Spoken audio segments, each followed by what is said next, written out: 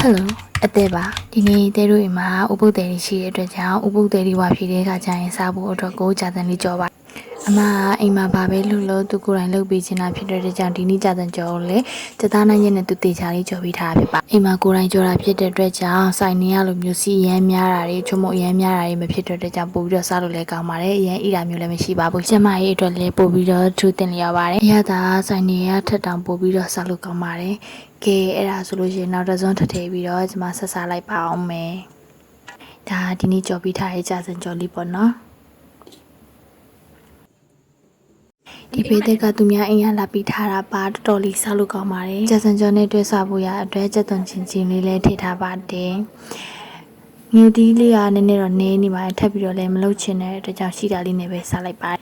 ဥပုပ်တယ်ရေးစားပြီဆိုတော့ကိုယ်အလေရောက်တာပေါ့နော်အဲ့တော့ပေးတုတ်ကတော့နည်းနည်းလေးပဲကျန်ပါတော့ရဲ့ဒါပေမဲ့တော်တော်လေးအရသာရှိတဲ့အတွက်ကြောင့်စားပြစ်လိုက်ပါအခုကြည့်နေကြတဲ့အထဲမှာပေးတုတ်ကြိုက်တဲ့လူရှိကြလားဒီပေးတုတ်ကတော်တော်လေးစားလို့ကောင်းပါတယ်နော်စားလို့ကောင်းရုံနဲ့မဟုတ်ဘဲနဲ့အဟာလည်းတော်တော်ရှိပါ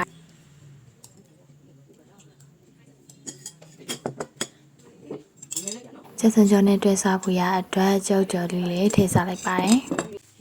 ကဲအဲ့ဒါဆိုလို့ရှင်ဆက်စားလိုက်ပါအောင်မယ်ရှင်အဆုံးထိကြည့်ပြီးကြရတဲ့စီတာအောင်လေးအထူးကျေးဇူးတင်ပါတယ်ရှင် Thank for watching bye bye